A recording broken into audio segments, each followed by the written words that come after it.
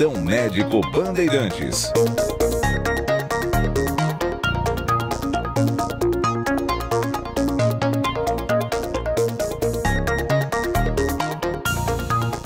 Muito bem, abrindo então o nosso Plantão Médico Bandeirantes de hoje, já na ponta da linha em áudio e vídeo, recebendo a doutora Cláudia Suemoto, geriatra. Tudo bem, doutora? Como vai? Seja muito bem-vinda.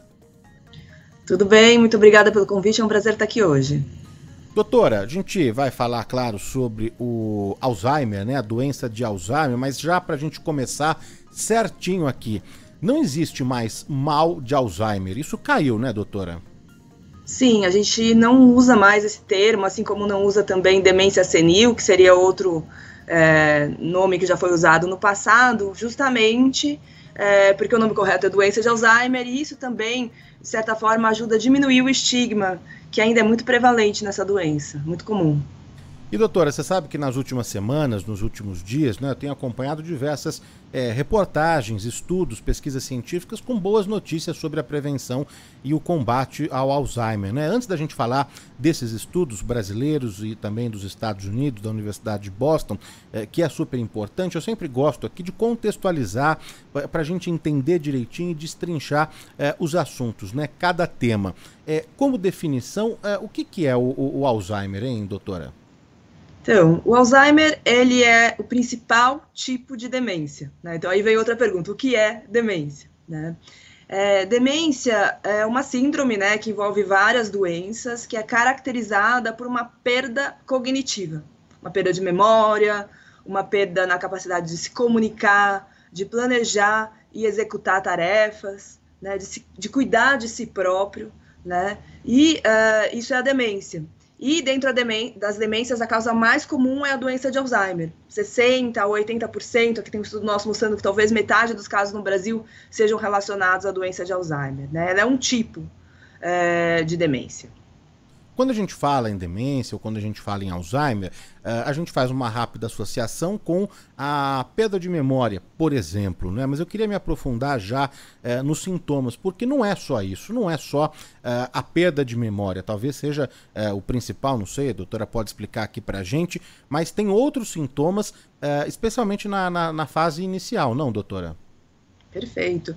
Então, quando a gente fala de demência, todo mundo só pensa em memória, tá certinho, Danilo, assim mesmo que as famílias chegam pra gente, né? Mas aí você vai perguntar, me dá um exemplo do que está acontecendo com o seu familiar. Muitas vezes, isso também é uma característica das demências, quem traz é alguém próximo, muitas vezes o paciente não tem total insight do problema que ele está passando, e aí quando você vai ver, às vezes é problema de memória mesmo, a pessoa, por exemplo, recebe uma visita no dia anterior e não lembra onde colocou determinada coisa, não lembra de pagar contas, então às vezes está relacionado com memória, mas dependendo da causa de demência ou da fase, ele pode ter dificuldade, por exemplo, de achar palavras, de se comunicar, né? Pode ter uma dificuldade de entender o contexto em que ele está inserido, né?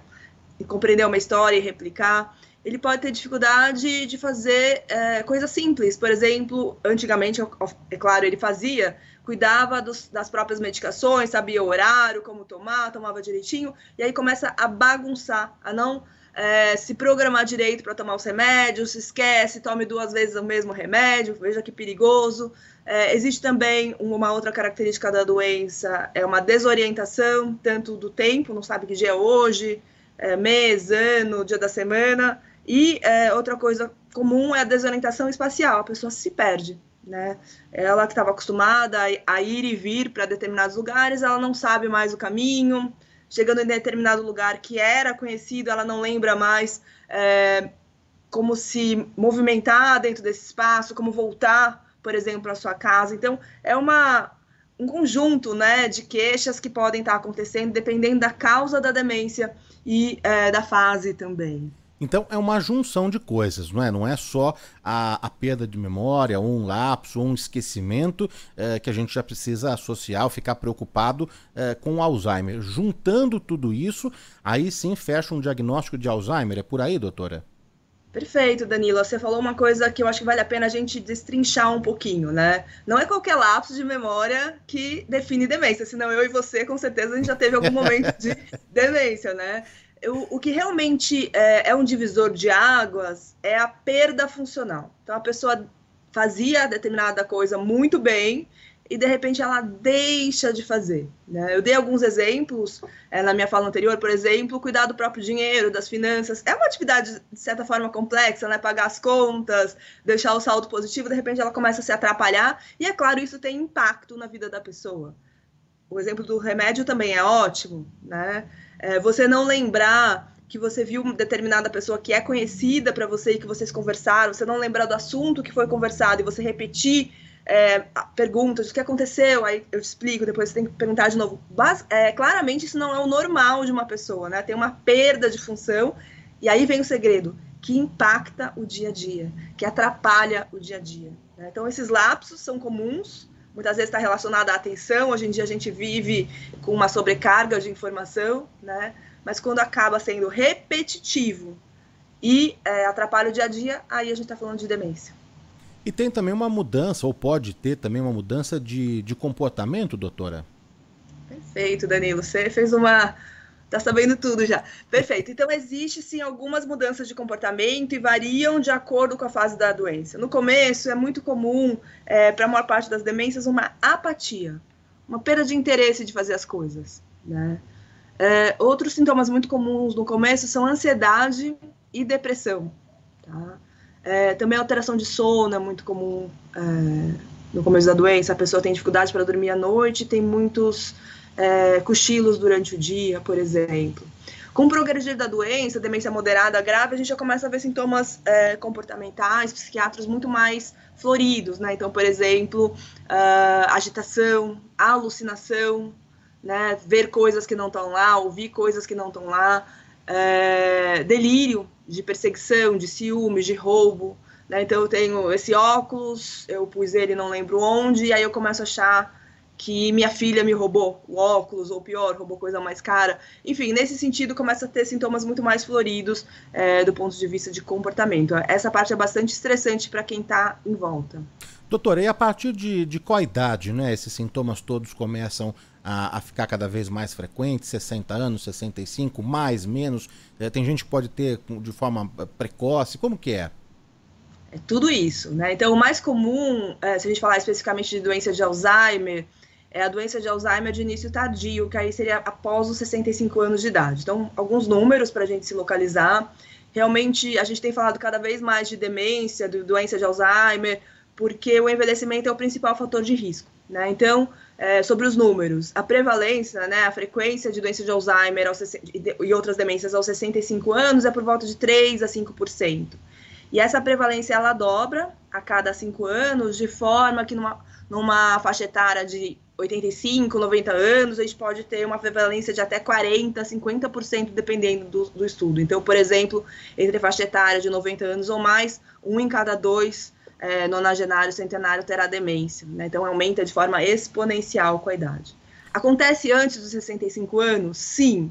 É muito raro, e a gente dá um nome especial isso, especialmente para a doença de Alzheimer. Doença de Alzheimer de início precoce, porque começa cedo.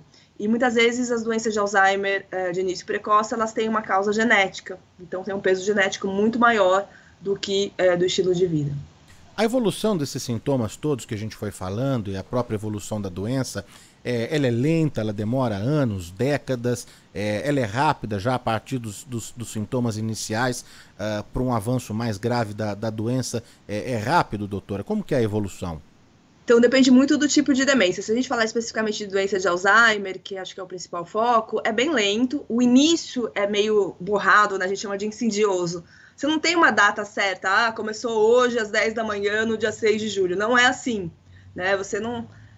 Quem está em volta fica um pouco confuso de precisar a data, então ele tem um início insidioso e ele vai progredindo de forma muito lenta, né? Hoje em dia, os pacientes, eles, especialmente quem busca assistência médica, bem cuidado, tem pacientes que vivem com a doença há 15, 20 anos, não é incomum, tá? E mais do que isso, a gente talvez tenha a oportunidade de falar mais à frente, mas as lesões que causam a doença de Alzheimer, provavelmente elas começam 20, 30 anos antes dos primeiros sintomas clínicos. Então, é uma doença realmente que está acontecendo, provavelmente desde as primeiras lesões assintomáticas, né, na meia-idade, progride quando a pessoa envelhece.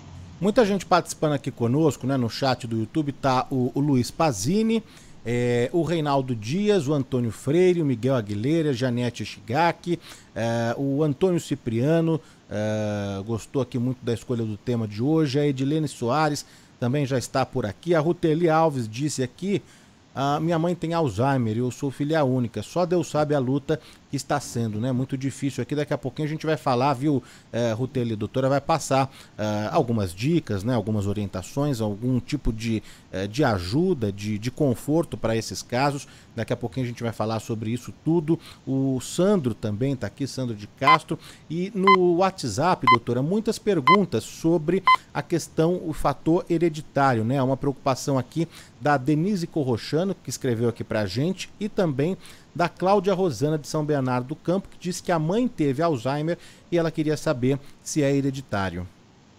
Perfeito, essa é uma preocupação comum e entendo perfeitamente.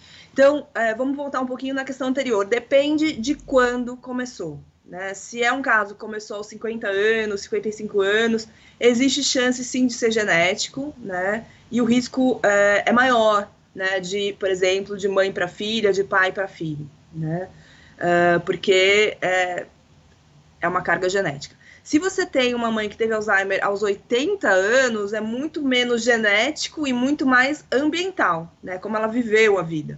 Isso é verdade para todas as doenças do nosso corpo, não é só a doença de Alzheimer, né? Então, por exemplo, se você tem um infarto, e o infarto aconteceu muito cedo, provavelmente ele tem uma causa mais genética do infarto do que uma pessoa de 80 anos, ou mesmo um câncer. Então, a lógica é a mesma. Então, a pergunta, se eu tivesse a possibilidade de falar com ela, você perguntar quando começaram os sintomas do familiar de primeiro grau, porque isso vai, de certa forma, determinar a causa genética. A gente vai falar de prevenção, então, se é um caso muito mais tardio, o início, provavelmente a prevenção vai ter um grande papel, porque não tem a ver tanto com a genética, mas como o que a gente chama de fator ambiental, como a pessoa viveu a vida dela. Ô, doutora, antes da gente falar de prevenção, de tratamento e desses novos estudos que eu quero trazer aqui para esse debate, eu só queria rapidamente entender os estágios, né? Porque a gente falou que pode já há 20, 30 anos começar a ter algumas lesões, né? Foi a expressão que você usou para o desenvolvimento inicial ali do Alzheimer, né? Então são alguns estágios, são algumas fases do Alzheimer? Perfeito. Então, Alois Alzheimer, que é um médico alemão, em 1906 escreveu o primeiro caso de uma paciente muito jovem, por sinal, chamava Auguste D., que tinha os sintomas que hoje a gente entende como da doença de Alzheimer. E quando ela faleceu, ele fez uma autópsia e olhou as lâminas do cérebro dela no microscópio, e naquela época, já faz muitos anos, eu estou falando isso porque eu tenho uma grande admiração por essa história, ele viu as lesões que são características da doença de Alzheimer, né, que é o acúmulo de proteína beta-amiloide e o acúmulo da proteína tau, né? Esse acúmulo realmente ele pode acontecer 20, 30 anos antes da pessoa ter sintomas, né? Claro que com o tempo esse acúmulo vai aumentando, vai se depositando cada vez mais, e isso leva o início dos sintomas. A partir do momento que a gente começa a ter sintomas, a gente tem 4 fases escritas. Uma é de déficit cognitivo leve. A pessoa e quem está em volta percebe que tem alguma coisa estranha. Se a gente fizer um teste cognitivo, a gente vai perceber que houve uma piora do que a pessoa provavelmente era, mas não é grave o suficiente para atrapalhar o dia a dia da pessoa. Então, a gente chama de déficit cognitivo leve. A partir do momento que a gente tem o déficit cognitivo com perda funcional, já falei isso, a gente tem demência. E aí a demência tem 3 fases: leve, moderada e grave, né? O que caracteriza cada fase em relação à doença de Alzheimer é realmente a progressão da perda da memória, o início de outras perdas, como linguagem, julgamento e resolução de problemas, mas também o início de sintomas comportamentais e uma dependência maior no dia a dia para fazer as atividades. Tem um ouvinte perguntando se a pessoa que tem a doença de Alzheimer passa obrigatoriamente por todas essas etapas, esses estágios, né? Ou se a doença pode ficar estagnada, por exemplo, na primeira. Doença de Alzheimer, ela tem como característica ser progressiva, né? A gente fala que é uma doença neurodegenerativa. Então, até o momento, a gente não tem um tratamento 100% curativo. Então, a morte neuronal, que é o que faz, né, a morte dos neurônios, o que faz a progressão, ela acaba acontecendo em todas as pessoas, se elas viverem o suficiente para passar por todas as etapas. Doutora, muita gente aqui perguntando, a Maria Neliane Dias está aqui conosco, a Mari Nascimento, eu vou juntando aqui as perguntas, o Sérgio de Santos, o Sérgio é uma outra questão aqui, eu vou juntar a dos ouvintes, porque é o seguinte, a preocupação de quem tem casos na família diagnosticado com doença de Alzheimer, e foi até, acho que a Ruteli também no nosso chat do YouTube, que tem o caso, né, da mãe dela, que ela está muito preocupada. E aí, doutora, quais os cuidados que os familiares precisam ter, os prestadores de serviços, os cuidadores ali, todo o entorno dessa pessoa, né, que sofre, que tem a doença de Alzheimer, o que fazer, né, a partir de já então diagnosticado, o que a gente pode fazer para amenizar, para aliviar, você falou que é uma doença progressiva, então vai invariavelmente passar por todas essas etapas, mas existe algo para fazer, para retardar pelo menos o processo?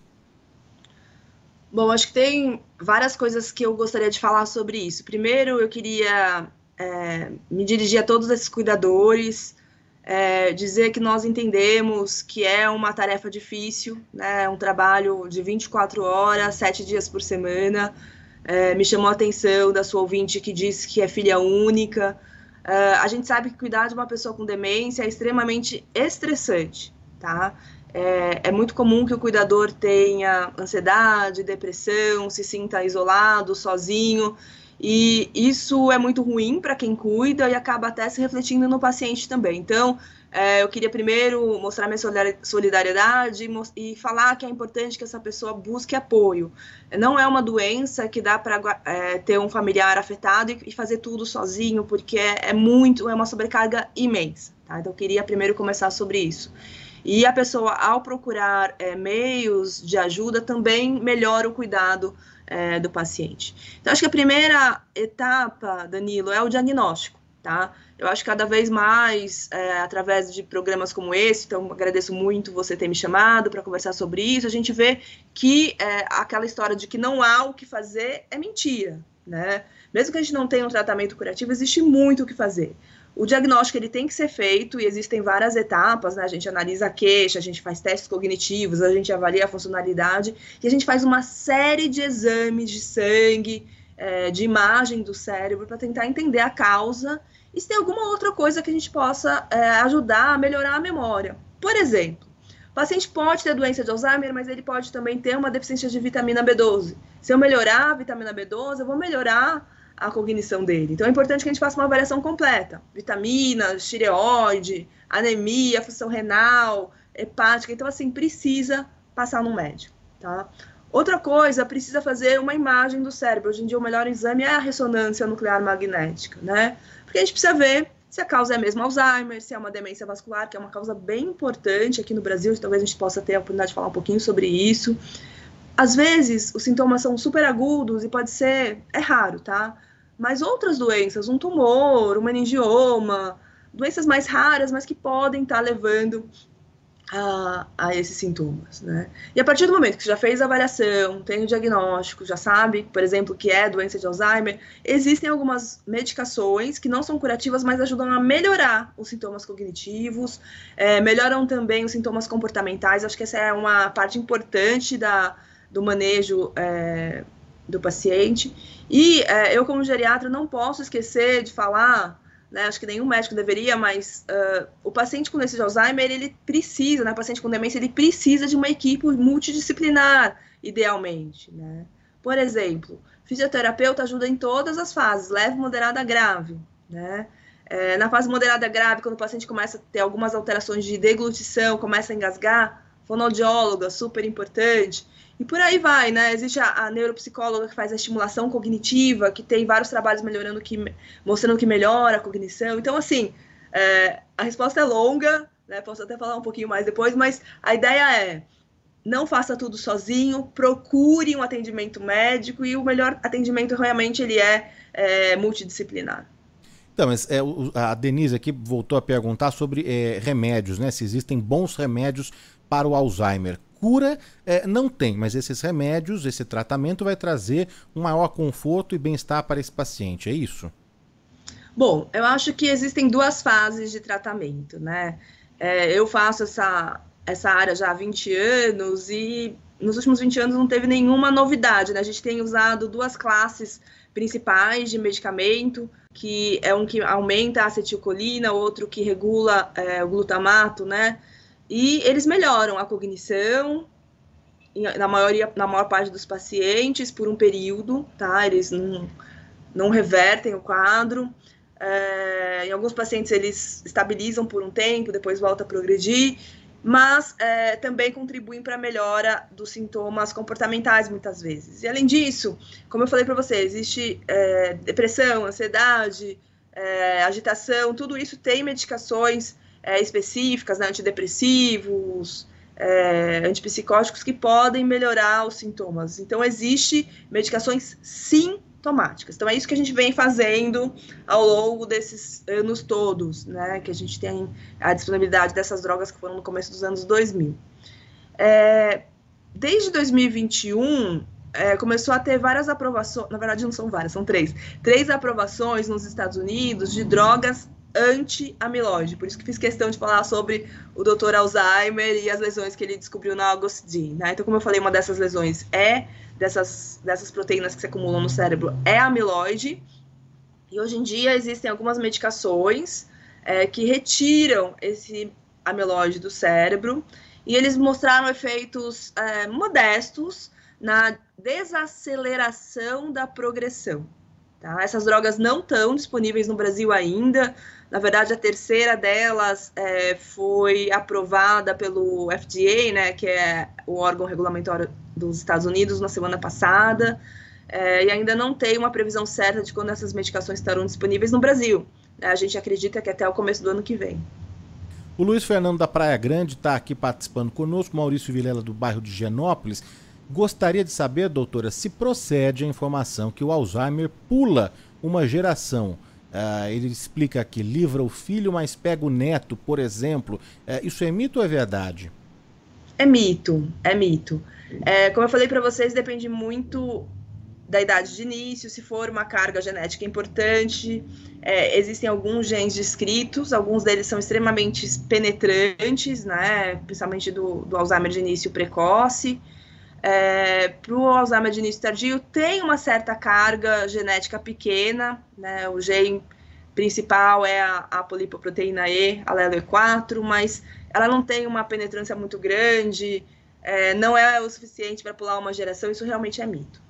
O Luiz Fernando, agora que eu entendi, aqui ele está falando sobre o cordão, né, que pode ser usado, aquela identificação que tem já de girassóis, tem de violetas, tem, enfim, pessoas, né, com autismo, por exemplo, já usam aquele cordão, né? E ele pergunta se existe para o Alzheimer alguma campanha, alguma iniciativa nesse sentido, pelo risco mesmo de sair sozinha na rua, não saber a volta, o caminho para casa, o retorno. Existe alguma campanha, alguma iniciativa nesse sentido, doutora? Bom, eu entendi também. Acho que o que a gente orienta para os pacientes, para os familiares dos pacientes, especialmente moderados a grave, é sempre o paciente andar com uma identificação, né? Então, por exemplo, poderia ser um crachá ou mesmo na roupa, a identificação do nome, telefone de contato e endereço, porque a principal causa de desaparecimento em idosos são as demências, né? A demência. Então, assim, realmente o comentário procede. A gente não tem uma campanha de identificação como a gente tem, por exemplo, para o autismo, mas o mês de setembro é o mês internacional da conscientização de Alzheimer. Inclusive, está chegando esse ano. A gente fala que é o mês roxo e existe uma conscientização. Por que isso é tão importante? Porque você mesmo falou no começo, né? Mal de Alzheimer, eu falei sobre demência senil. É uma doença que as pessoas temem, elas não querem ter, e por falta de informação ainda tem muito estigma, né? Eu que depois quero até voltar na história do cuidado para falar uma coisinha, mas deixa eu só terminar essa história.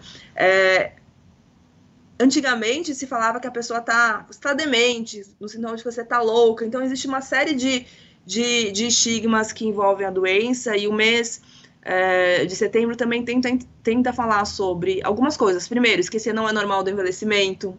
existe o que fazer na doença de Alzheimer, em outras demências, né?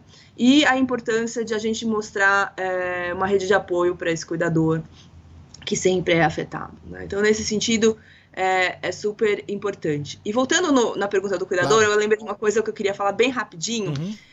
Eu acho que a grande arte de cuidar de uma pessoa com Alzheimer é o equilíbrio entre segurança e autonomia. Isso é praticamente uma arte, cada família, de certa forma, tem que se encontrar. A gente tem que mostrar, tem que dar o suporte de segurança, né? A pessoa não pode, muitas vezes, ser mais deixada sozinha, ela tem que sair com companhia, porque senão ela se perde. Se ela fica sozinha, ela pode, por exemplo, esquecer um fogo legado e provocar um incêndio. Mas, ao mesmo tempo, a gente não pode super proteger. A gente tem que dar autonomia. O que a pessoa ainda consegue fazer, ela tem que ter a oportunidade de fazer sozinha. Então, esse balanço entre autonomia e segurança é uma arte que as pessoas realmente precisam conversar com a equipe de saúde multidisciplinar para tentar entender a implementação desse balanço autonomia e segurança para cada caso. Muitas perguntas aqui dos nossos ouvintes, Clodoaldo Tibiriçá, Mariana Eliane, já falei, a Mari Nascimento também, o Sérgio de Santos, ele quer saber se doenças crônicas, diabetes, hipertensão, pode favorecer o surgimento do Alzheimer, ou uma coisa não tem nada a ver com a outra, doutora?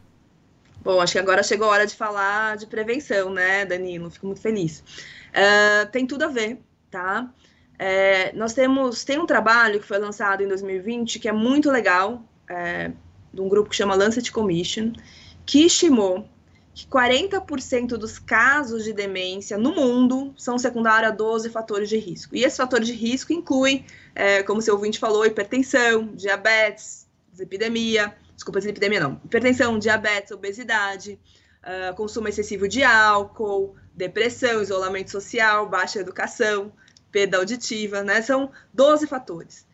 E a ideia é que se a gente eliminasse esses fatores da face da Terra, a gente diminuiria em 40% os casos de demência, que é um número imenso. E em 2022, a gente repetiu esse estudo aqui no Brasil, usando os mesmos fatores de risco, a mesma definição, mas com dados representativos da população brasileira. E aqui no Brasil, o potencial de prevenção é ainda maior, é 48%, ou seja, quase metade dos casos de demência no Brasil são preveníveis, né? Então, é muito importante que a gente pense sobre esses fatores de risco, tá? Posso falar quais são? Por favor.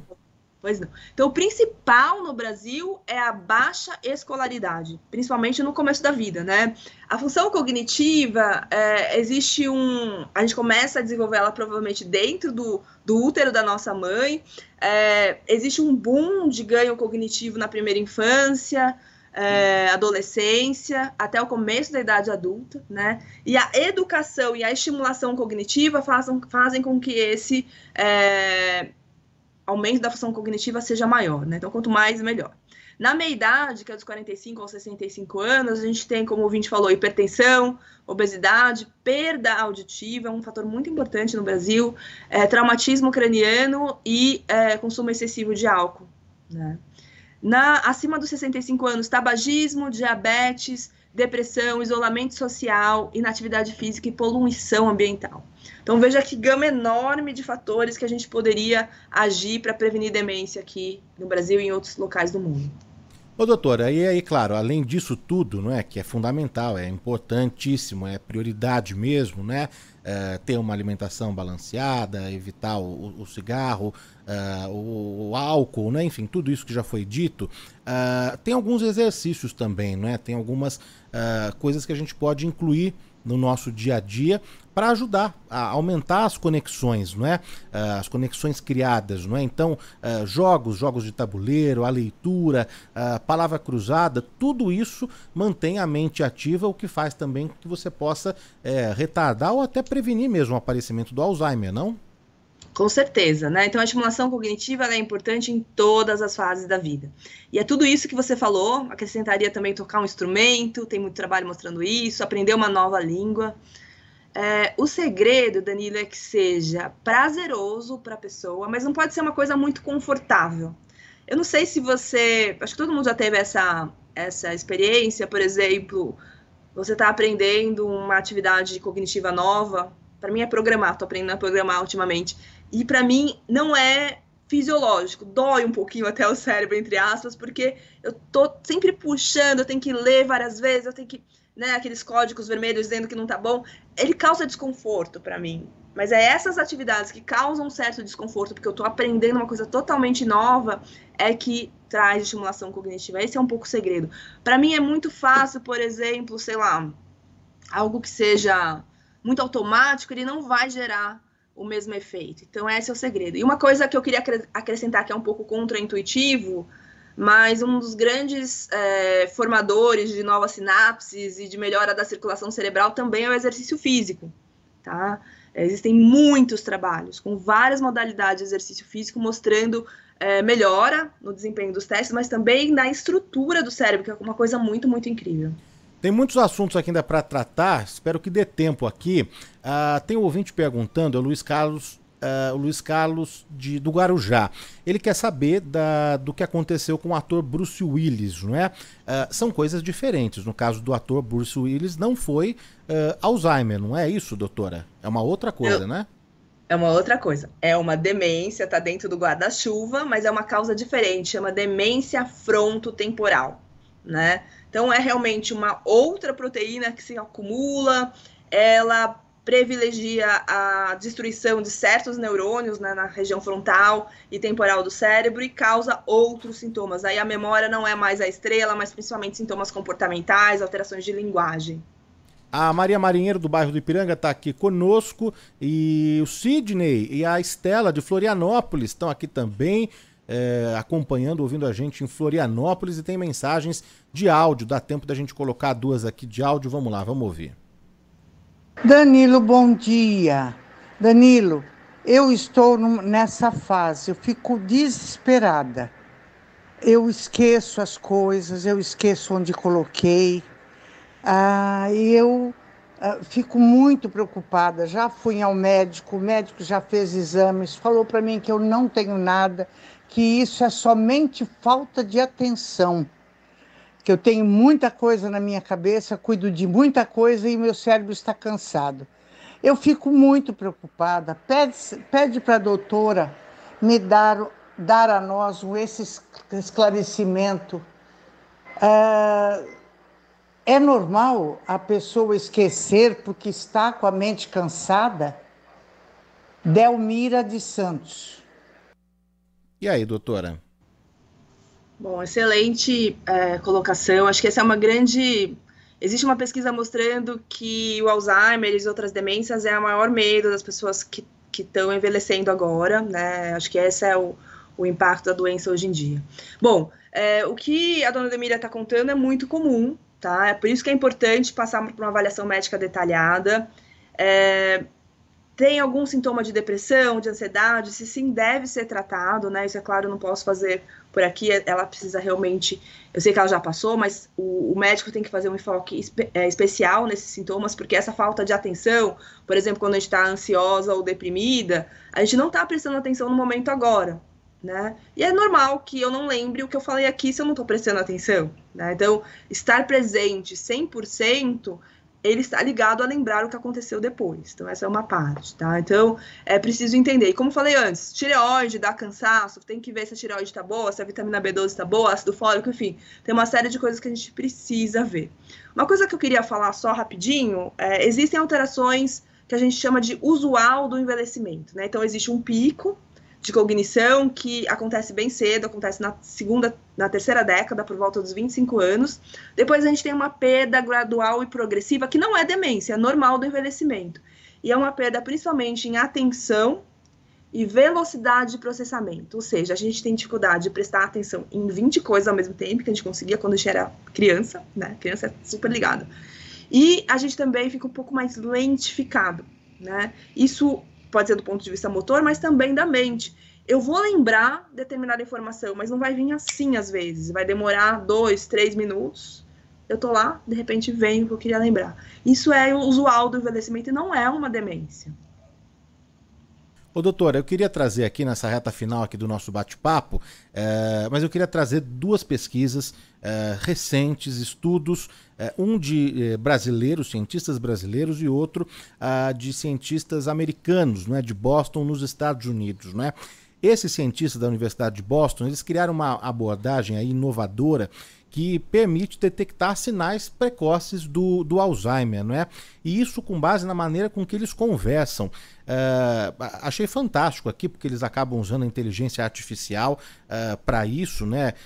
Mais de 160 pessoas participaram desse processo todo e a inteligência artificial acabou identificando com precisão 78%, né, do risco do desenvolvimento do Alzheimer num período de 6 anos, né? Então, antes de trazer a pesquisa brasileira, só queria que você comentasse um pouco, por gentileza, sobre agora essa participação dos cientistas da Universidade de Boston nessa descoberta aqui.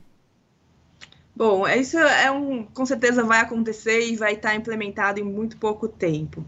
Como a pessoa fala, como a pessoa se apresenta em vídeo, como ela usa o celular, provavelmente deve mostrar sinais de alteração, né, cognitiva muito mais rápido do que a gente consegue detectar, por exemplo, numa conversa ou num teste num consultório. Então, existem várias linhas de pesquisa sobre isso, usando inteligência artificial para analisar uma grande quantidade de dados em relação à linguagem, imagem e até o uso de tecnologias, e com certeza isso vai acontecer. É engraçado você falar isso, porque eu tenho uma filha que faz tecnologia e ela falou, mas eu preciso fazer um TCC. Eu falei, faz sobre isso, analisa a linguagem e vê se você diagnostica a doença de Alzheimer, porque isso vai ser específico para cada país, né? Então, por exemplo, vai ter que ter um em português para dar certo, senão a inteligência não vai entender, mas é um caminho sem volta, né? A gente vai conseguir predizer as coisas muito antes delas acontecerem. Como a gente já consegue predizer, tem scores para mortalidade, para infarto, a gente também vai ter scores baseados em medicina de precisão, que a gente fala usando megadados, com certeza. Agora, o estudo brasileiro, né, ele é um pouco diferente aí do americano, mas eles acabaram descobrindo, né, da Universidade Federal do Rio de Janeiro, descobriram uma molécula com um potencial para abrir um caminho aí para o tratamento da doença, não é? E aí a gente fala do tratamento mais uma vez aqui, e esse estudo foi publicado na revista científica, na British Journal of Pharmacology, e que envolveu camundongos, não é, doutora? Uma molécula melhorou o desempenho comportamental desses animais, reverteu a perda cognitiva, também é mais um avanço, dessa vez aqui dos nossos cientistas brasileiros, não? E qual era essa molécula? Não, desse novo estudo também, né? Que são várias frentes, todo mundo ali tentando descobrir caminhos para o tratamento que ainda não tem, mas é um avanço que acho que em breve a gente vai ter alguma novidade nesse sentido, não? Não sei, eu perguntei mais por curiosidade, não sei se a gente está falando, por exemplo, no FRJ do professor Sérgio Ferreira, do professor Micael Lourenço, mas eles descobriram uma molécula que é a irisina, que a gente produz quando a gente faz atividade física. E a irisina tem, sim, potencial de ser produzida do ponto de vista comercial e ser uma nova frente de tratamento. Mas é o que você falou, está ainda muito em modelo animal, né? Então, existem várias frentes. Não é só removendo beta-amiloide ou proteína tal. Existe uma grande linha de pesquisa em termos de tratamento sobre inflamação. Parece que inflamação cerebral é um elemento comum em muitas demências, incluindo a doença de Alzheimer. Então, existe toda uma linha de tentar melhorar a inflamação. Existe uma linha de melhorar o desempenho cognitivo, entrariam moléculas como a irisina, que aumentariam a neuroplasticidade, comunicação entre os neurônios. Então, existe uma gama de coisas que, para o futuro, a gente espera que seja disponível para todo mundo e que tenha poucos efeitos colaterais, que eu acho que esse é um problema importante, a gente não teve muito tempo de comentar, mas o tratamento que está disponível nos Estados Unidos, ele tem benefício modesto e tem efeitos colaterais importantes. Eu achei aqui a molécula, eu abri aqui o estudo rapidinho, doutora, LASS Bio 1911, não sei se isso significa alguma coisa, mas é o nome da molécula que eu achei nesse estudo aqui da Universidade do Rio de Janeiro, né, da UFRJ, essa molécula antitumoral capaz de reduzir o acumulado de proteínas no cérebro e que tem potencial aí contra o Alzheimer. Então, tá aqui feito o registro, né? Só para a gente encerrar aqui, doutor, a gente está com o tempo apertado, mas tem mais uma participação do ouvinte em áudio aqui conosco, vamos ouvir. Danilo, bom dia, Eduardo Lamoglia de Curitiba. Por favor, uma pergunta para a doutora. O tratamento de Alzheimer pelo SUS, como é que está isso hoje no Brasil? Bom, excelente questão. O Sistema Único de Saúde, ele, do ponto de vista de medicações, as medicações que eu citei no começo que estão disponíveis, né, o anticolinsterásicos, as mematinas, são fornecidas pelo SUS, mediante avaliação médica e preenchimento de formulários de alto custo, porque são medicações caras, tá? Então, existe sim a disponibilidade. Porém, tem um problema, Danilo, que me faz vir em cada entrevista que me convidam, e acho que todo mundo que trabalha com isso faz a mesma coisa. A taxa de não diagnóstico de demência no Brasil é muito alta. Existe o Relatório Nacional de Demências, que foi encomendado pelo Ministério da Saúde, que mostra que 80% dos casos de demência não são diagnosticados, né? Então, entre 10 pessoas com demência, só 2 têm diagnóstico. Então, imagina você ter uma doença dessa, e todo mundo está tratando como normal do envelhecimento, ou que a pessoa ficou esquisita. Eu tive uma paciente que não teve diagnóstico por anos, porque a família achava que ela estava simplesmente sendo chata, e ela ficou em condições deploráveis, morando sozinha, sem ter condição de se cuidar de si própria.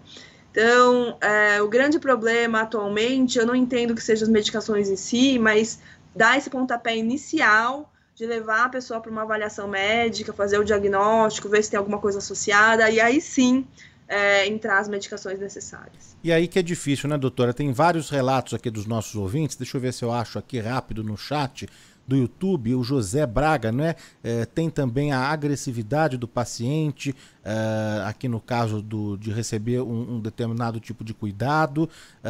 Tem aqui também, deixa eu ver se eu acho aqui, o Romeu Mota Castanha participando, não é essa aqui, mas falando aqui da dificuldade. Aqui, a Beth, né? Minha mãe teve Alzheimer, foram 9 anos cuidando e era muito difícil aceitar, né? Era uma pessoa muito, muito ativa. A Regina Monteiro também. Danilo, por favor, doutora, sou filha única, não é? Tenho uma única cuidadora. E a minha mãe se recusa, né, a procurar um médico, fazer exames. Eu converso muito aqui com a médica, mas é difícil. Então existe isso na própria família, não é, doutora? Uma resistência do paciente ou dos familiares em procurar, em aceitar uma ajuda, em dar esse pontapé inicial que você falou, né? Sim, é muito importante levar, né, nesse caso específico, não precisa necessariamente falar que vai avaliar a demência, mas leva para fazer o cuidado de saúde. E eu queria trazer a ideia, né, tem essa história da agressividade, dificuldade de cuidar. Eu convido todos a procurarem associações de cuidadores e pacientes, como a ABRAS, a FEBRAS. São associações que têm unidades em muitas cidades do Brasil. E por que é importante ter uma comunidade forte de cuidador? Porque o seu problema não acontece só na sua casa, ele acontece em outras casas, né? E a gente vê os exemplos. Eu, durante um tempo, trabalhei na Abras de Limeira, quando morei lá. A gente vê que determinada família pode ter uma solução muito legal que você não pensou, e através dessa troca você implementa e funciona na sua casa com adaptações, por exemplo. Então, essa comunidade de cuidadores, você não estar sozinho e trocar experiências é tão importante quanto qualquer remédio. Olha, queria agradecer demais aqui a participação, a presença da doutora Cláudia Suemoto, que é geriatra, falando sobre Alzheimer, discutindo sobre essas novas pesquisas, dando dicas para os nossos ouvintes no tratamento, na prevenção, ajudando aqui também e explicando, destrinchando, não é, sobre a doença de Alzheimer. A doutora está no Instagram, só seguir e acompanhar a doutora, os debates que ela realiza por lá, as lives, os encontros, doutora Cláudia Suemoto no Instagram, e por lá ela continua também atendendo, né, e tirando dúvidas. Doutora, brigadíssimo pelo tempo, pela disponibilidade, viu? Muito obrigada, foi um grande prazer estar aqui essa manhã.